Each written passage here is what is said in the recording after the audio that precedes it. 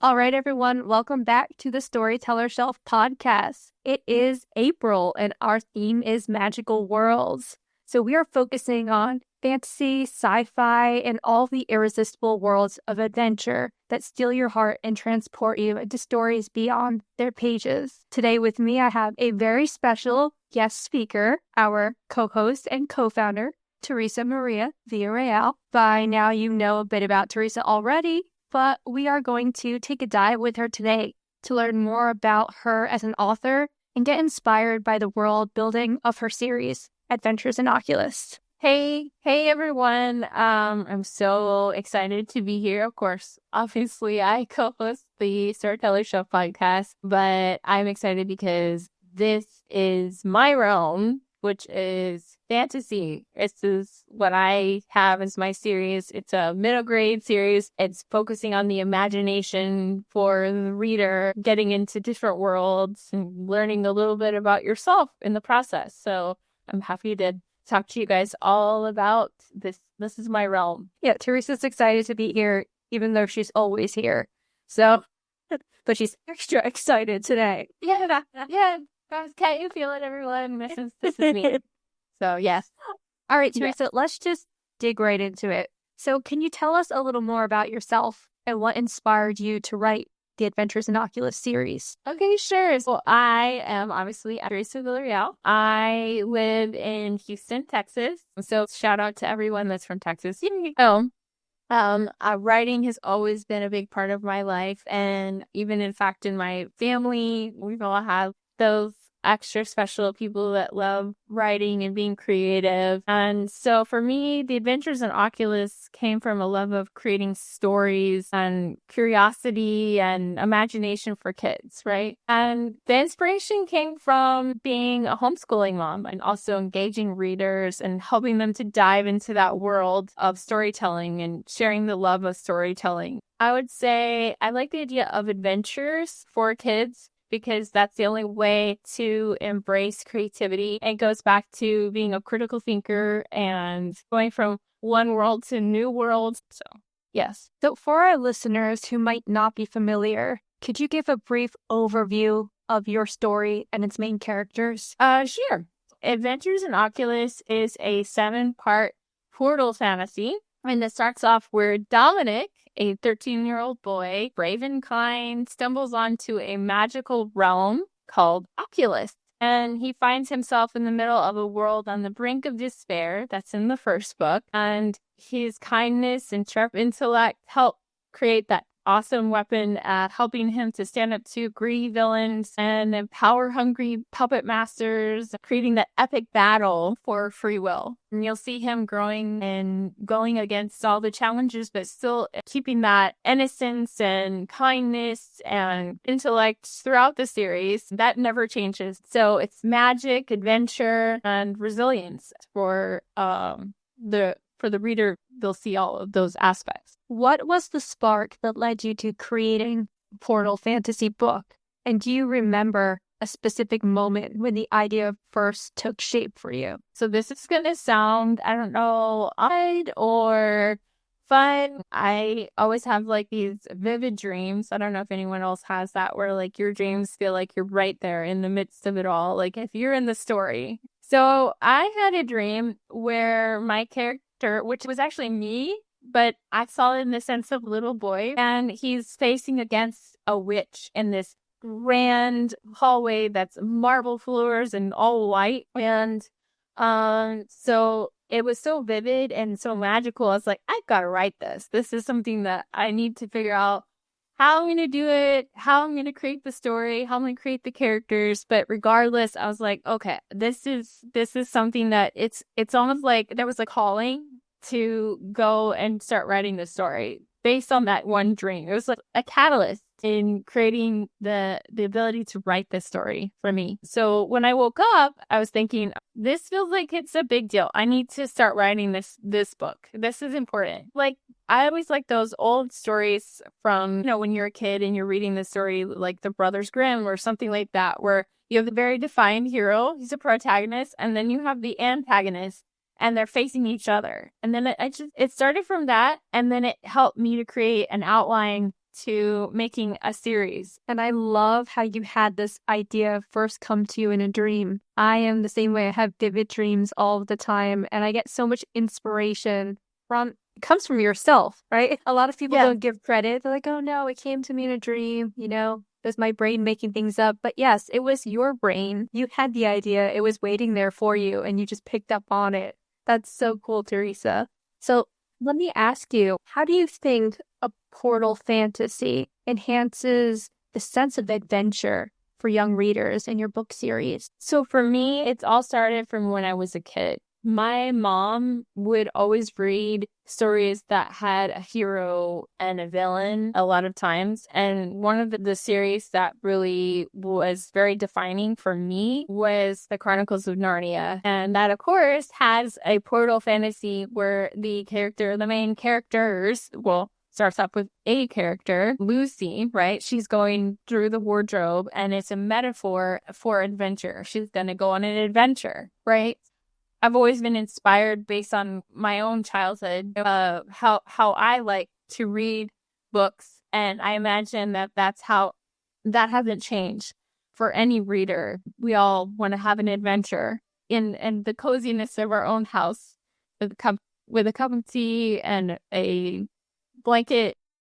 Yeah, I agree. And you know what? I think portal fantasies are extra fun because it has a sense of relatability in it, right? For children. Yeah. They're watching a character that could be a lot like them, living in their ordinary world, and then stumbling upon that portal into something fantastic. So it brings an element of realness, I think, to the book that really traps kids in. And then you get reader for life. Exactly. When you're a young child, you go through that period where, you want to explore, you want to go on an adventure, and going through the fantasy series, especially middle grade, which is such a defining part of a young child's life, going into a young adulthood. This is a great way to creating that bridge, creating adventure. Sounds like Bilbo Baggins to me, when you think of Bilbo Baggins, and he's like, I'm going on an adventure. And I'll plug this in. Even though you guys are listening to this in April, we're actually filming on Tolkien's birthday. Yes. So it's an extra special the professor himself. The great professor. Cheers to the professor. We're gonna cheers to the professor. Just water in there. Mine's tea, so we're good. I think it's good luck for us to be filming today because Tolkien is one of Theresa's heroes. So it's working out quite well for us. Tolkien is one of my favorites. Him and C.S. Lewis, they're some of my best, and I think most inspirational authors. They make me happy, especially the fact that it's his birthday today. All right, T, can you walk us through the world of Oculus? What makes it unique compared to other fantasy settings? So Oculus is very diverse. Like the characters, I thought the landscape needed to be diverse as well. Okay, so on one part, you have this sprawling ancient forest, and on another part, you'll have swampy regions, jungles, and a Western themed area. So let's start with the first one. So the forest is sort of like the balance of the world. The forest is old. The magic is also old in that area. That's where the magic originates, because it's the center of Oculus. And then you get the tundra part. The tundra is dark in that it's icy and cold. So it means you have to survive, and people have to learn to adapt. And then you have the east, which is the jungle. It's lush. It's teeming with life, untamed magic. So it's very unpredictable. And then the west, I thought it would be fun because I always like Westerns. Okay, the OK Corral, New Mexico, Arizona, that part of the world. The West, to me, stems from that, the Old West, when everybody dresses like a cowboy. People have to be resourceful. So you get that you don't know who's good, who's bad in that part of the world, right? And then you get the swampy region, which is dense with mystery and ancient lore, and vast oceans brimming with secrets and creatures. that we can only imagine. So Oculus is really unique, just like the characters. The landscape is also very unique, and I wanted to create that because the land itself is its own character. So I wanted to create that as sort of classic take on fantasy fairy tales, but with unexpected twists and creating a unique culture in and of itself. And every part has its own little world. And every time that the main characters go, they're going to experience a new culture. And it adds depth to a story. I just adore that phrase that the land is a character itself. I think if you take that and you keep that with you as you're writing and you're creating your own universes, you will never get the land wrong. You'll always make something compelling. That's a fantastic quote. So let me ask you, how do you balance all of these fantasy elements with relatable aspects that actually resonate for middle grade readers? That's a really great question. And I did a podcast interview before when someone was asking me this very question, but I didn't give as much detail, but I think this is the perfect time to give that kind of detail. So for me, I feel like the character Dominic is sort of like the balance with all of the characters, including the landscape, right? So he's clever, he's funny, he's smart, he's kind, and he adds value to the story, right? And obviously he's the main character. And then I wanted to delve into the universal theme of friendship and bravery and doing what's right. And of course, in middle grade, that's kind of like the key focus when you're writing in middle grade, is to create that aspect of we have to have a moral to a story. That's kind of like the main theme of middle grade, because you're tying all of that in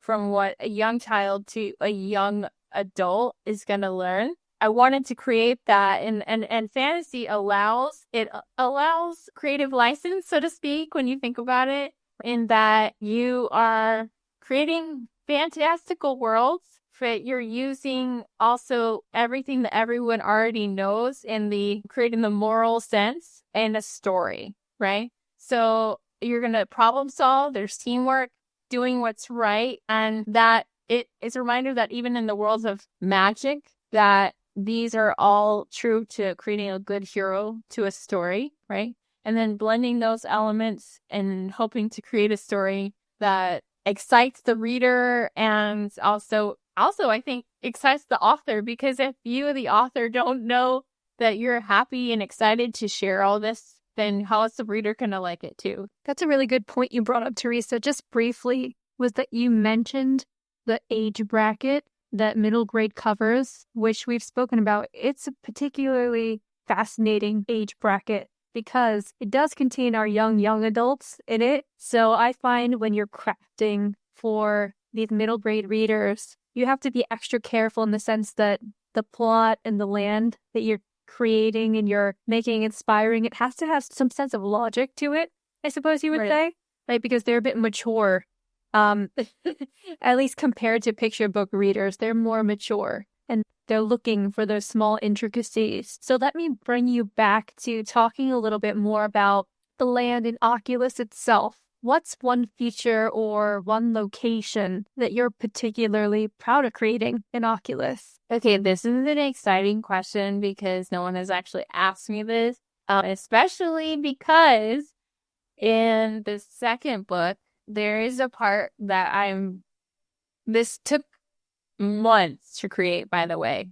I'm serious. So I wrote a part where main characters have to go through a swamp, and then they meet another unique character that is not human. Let's just put it that way. And when you read the book, you'll understand why I decided to make it like this. The character, when you meet him, he's kind of gross and he's kind of smarmy and just all the ickies. So I wanted to create a contrast between the character that has to go through the swamp and this character.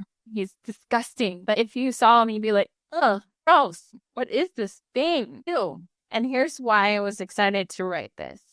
Where he's at, he's in a swamp. So you think muggy, it's humid, all kinds of odors. People from Texas and Louisiana will understand this because we do have quite a bit of those where we live. So you meet this character and you think he can't get any worse, right? You have the swamp, it changes to this grand area. It's almost like a fancy hotel. And the idea to me came from going to Las Vegas with my family. And so you get this gross creature. He wants to gamble, right? He wants to play a game to win something. I wanted to create like a dream aspect. When you go to a swamp, there might be fog or mist or something like that. Okay, like I said, this took months to create. The designing the character in this environment, it's a fun challenge because I wanted the game to reflect the creature's cunning and his love for theatrics. And then you get this elegant room and it looks like a grand hotel, extravagant. You get the grandness, the cunning, and then you get the high stakes because those are important in creating conflict when you're writing in a story. So the location embodies something that I like to blend the unexpected with the fantastical and also giving the reader a sense of what's going to happen next, okay, as the backdrop. I love it. That anticipation, the mood you're creating of what happens next. It's the best feeling anybody could ever get when you're reading. That's how you know that you've created a good story, is if you have a reader that says, I can't put this down. I want to know what comes next. It's the anticipation. That's how you hook them in. Exactly. Let me ask you.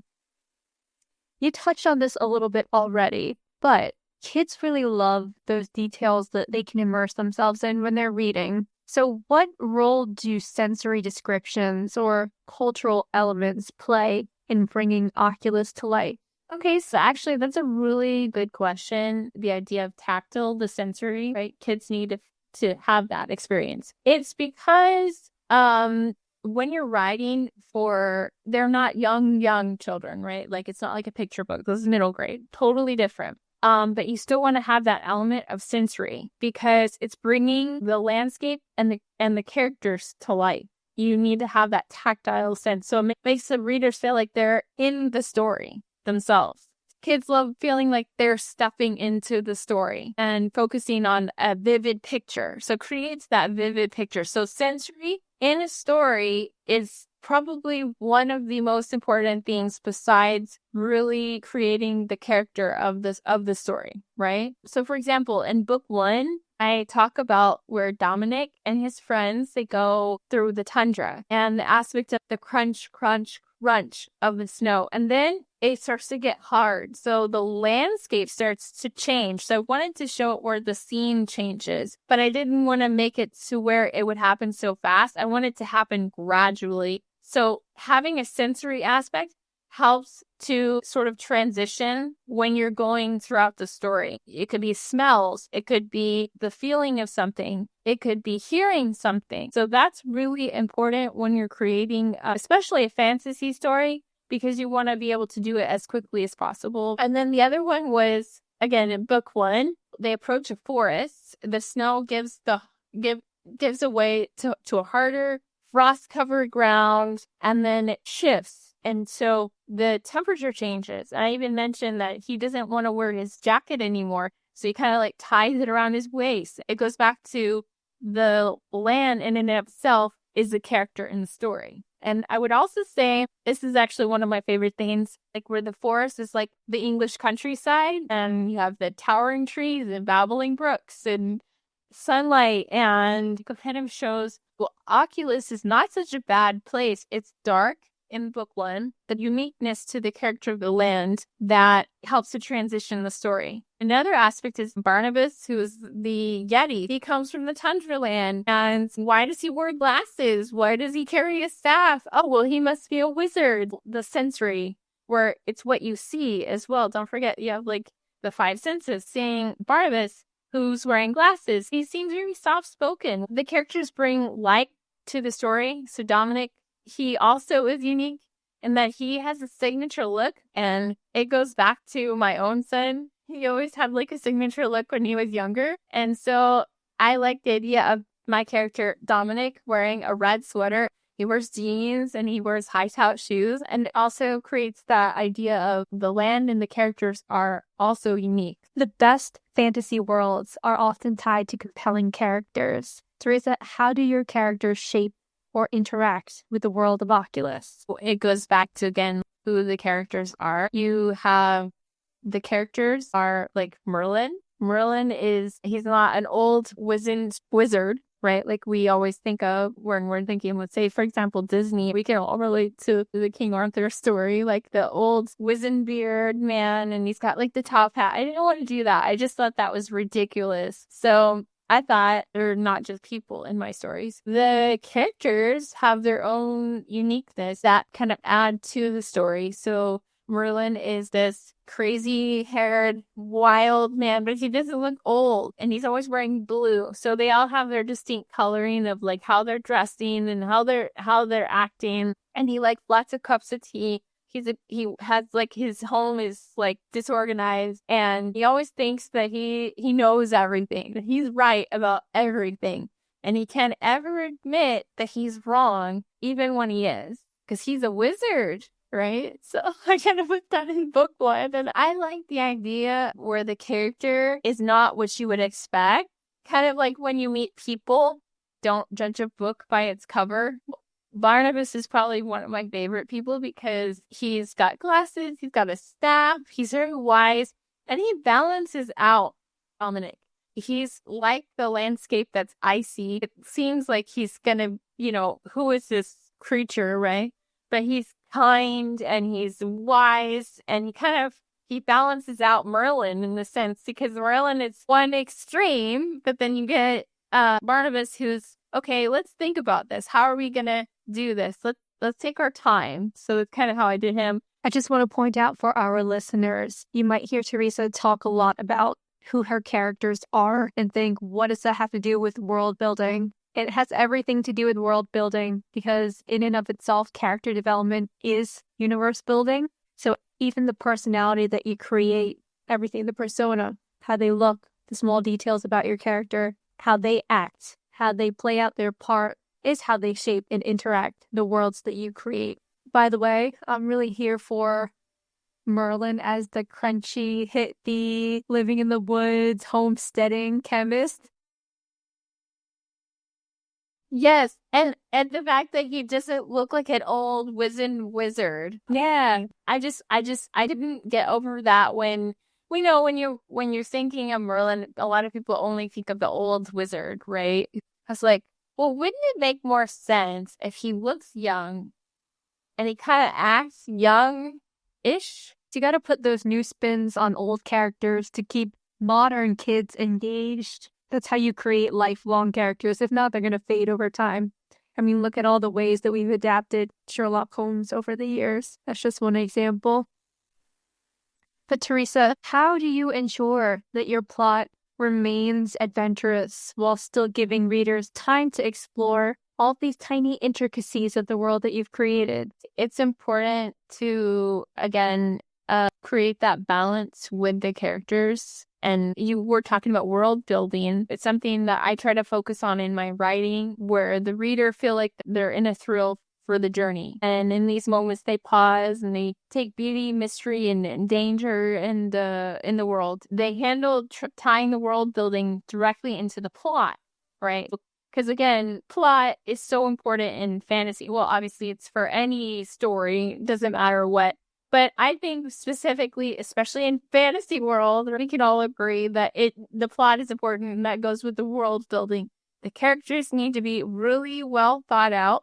The landscape needs to be really well thought out. And that goes with adding to the plot and creating that world building, universe building, and the stories. I think pacing is really important in the story. So if it gets too intense or if it gets too slow, I think that it needs to have a balance. I could give an example of when Dominic and his friends have to escape the spider, which is spiders when they get, and if you read book one, they kind of get trapped. And so then one of the characters has to kind of hold them off And then Dominic and his friends have to kind of go in another way and sort of like run as fast as they can. So this creates both the balance of, let's say for when they were meeting with Merlin, to the idea of escaping the spider, which is a spider army and other creatures that she has an army with, right? And then I would say also it's a balance between Merlin's crazy chemistry lab / tea sitting room, and it's very chaotic, and books are everywhere. It helps to kind of regroup the story when they're going from one area that is, no, we have to run. We have to get away from these, whatever, if it's like spiders, trolls, whatever, any of those kind of things, to having a dialogue. It has to balance out, and you have to pace the story. Dialogue is also everything, but also people get bored of that. So again, everything goes back to plot and pacing the story, I believe, and that creates that universe building within the story itself. And the personalities of the characters. You don't want to rush, but you also want to balance it out where it's thrilling and in one moment, and then discovering the marvels of Oculus and creating that excitement while creating the worlds and making sure it's rich for the reader. So they'll go, oh, what's going to happen next? Like you said, where it goes back to, I want to not put this book down. I can't put this book down, everybody. Like, I have to finish reading this book. All right, listeners, if you have made it this far, we want to remind you to take a look at our website. If you are writing a fantasy or sci-fi series, please check the link in the description. We have a free world building worksheet that will help you along your way. And we're going to ask Theresa now for some of her advice so that you can apply it while you're writing your own stories. Theresa, what advice would you give to aspiring writers who want to create their own vibrant fantasy worlds? So for me, I would say keep writing, keep creating, don't give up. You have to really practice because it's a skill. And when you're writing, it's like anything. Let's pretend for a second that you're going to start cooking. Obviously, if you've never cooked in your entire life, it's not going to turn out the way you want it to, right? So writing is the same way. So you have to work on creating a good outline, pace your story, write a thorough outline. Obviously, it's going to change while you're writing. I think we can all agree on that your story, when you start writing, you're like, yes, I want to go this way. I like the characters like this. This is the plot. This is what's going to happen next, right? You think that. And then you go, wait, I need to add this character. And then I forgot this sensory thing. I need to put this in here. This plot makes no sense. And why is this here? It could be all kinds of things. And then you're going to get frustrated. So you take a deep breath, have a cup of tea, go outside, get some water, get some chocolate, and then just start going, okay, what can I do? How can I change the story? And don't give up. That's the thing. It's a skill that you will constantly be challenging yourself. I mean, it's something that you have to constantly practice. It's hard, but it's worth it. It's finding how you can be and how you can grow as a person. I would say I have grown more in how I'm writing than all the years of even creating any character. I would say that it's one of the most important things is that you're learning about yourself. That's where I would go with this. You mentioned outlines a little bit. Besides outlines, are there any specific tools or strategies or questions that you ask yourself when you're world building and you're writing to keep it engaging and actually believable? Yes. So again, you want to have an outline, and I would start with this. If you're writing middle grade, you want to have a series outline first. That's kind of important in that you sort of develop how your story is going to go from one book to the next. So again, my book is a 7-part series. So I did the basic outline of how I want to have the series go. Then for each book, you're going to create a book outline, okay? And that's going to grow with however long you're going to write the story. And it might change. I'm going to say that. The outline is going to be totally different from when you started an outline to when you finish the book. It's going to be completely different. It's just the facts of life when you're writing a fantasy series. And then I would even do an outline for each character. Like, for example, when I wrote Buckle Boots, right, I wanted him to be a pirate that it's almost like he's masking. So he's created a character in his own self so that no one knows who he really is, because he's actually a very dynamic character. So you do a series outline for each, so the whole series, then you do a book outline, and then you do a character outline, and then you're constantly changing that outline, and then you're even changing it while you're writing the story, I would say. For middle grade authors, let us know in the comments, how do you do your outline? Do you do it only once and you're done? Put that in the comments for any of our social media and YouTube page and Spotify. I gotta say, we're gonna get one unicorn who writes their outline and they stick to it tooth and nail. And I cannot wait to meet that unicorn. I don't know what's rarer than a unicorn. Just you. That's it. You're the golden Pokemon card. Yes!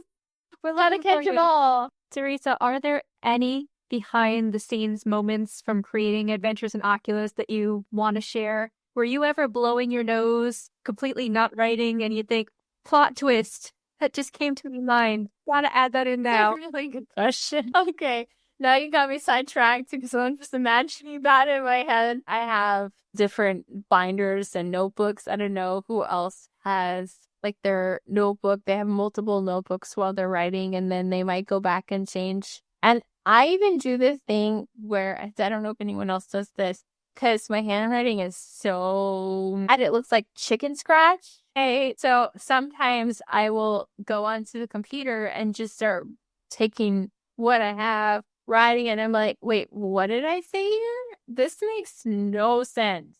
So then I'll type it up, and I don't know if anyone else does that, where they'll start typing it up, and then they'll go back and they'll write. That's how I work.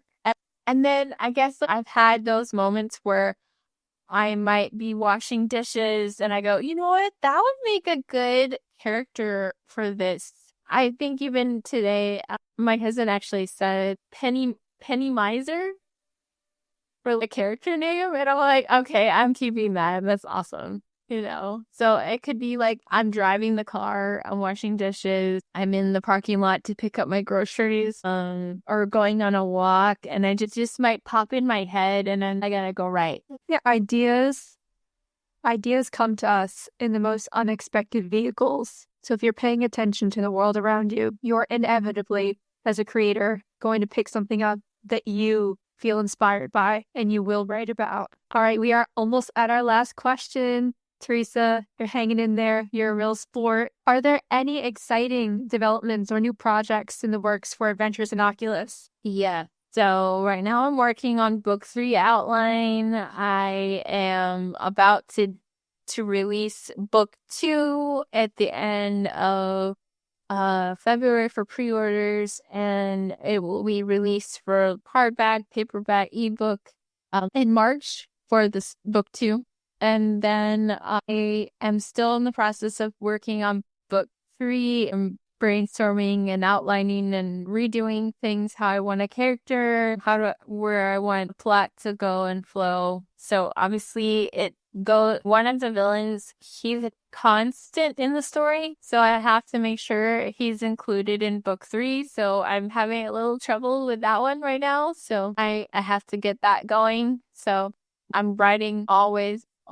And if you're an author, you have to be writing always. Writing always. Very relatable. Probably the most relatable thing people are going to hear for their week is that one phrase. Theresa, where can readers and your audience go to keep up with all these things that you're doing? So I have a newsletter on my website where you can subscribe, and it's a pop-up so you can get all things Adventures in Oculus and get inspired by. I also have a blog post on my website and cool merch that's author themed, like from the books. And so I have a newsletter, and so if you subscribe, then you'll hear all the cool things that are coming up, projects and stuff. Yes, everyone, please show Theresa some love. adventuresinoculus.com. Give her a subscription. And speaking of subscribing, if you haven't already, please subscribe to whatever platform it is that you're listening in on or watching it on. We would love to have you as part of this family, and visit our website for the podcast at thestorytellershelfpodcast.com. We have a lot of cool things going on there, and if you want to be featured on the show, there is a submission form on there for you to fill out. Otherwise, we're going to thank Theresa for being here with us today and revealing all of her secrets so that we can use them. And we hope that you feel inspired and more confident moving forward in your universe fantasy world building. Theresa, any last comments? Thank you guys so much for having me. And please subscribe to our YouTube channel and our newsletter, and keep writing, keep challenging yourself, and we will see you next time.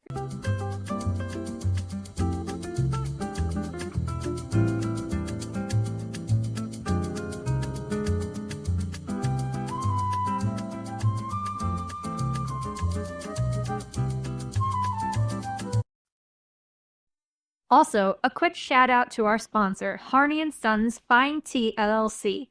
Whether you're cozying up with a good book or brainstorming your next creative project, Harney & Sons has the perfect tea to match your mood. Be sure to check out our website link and explore their incredible selection of teas. Remember, crafted for enjoyment, chosen for moments. You can find the link in the episode description, harney.com/discount/storyteller, and storyteller is in all caps.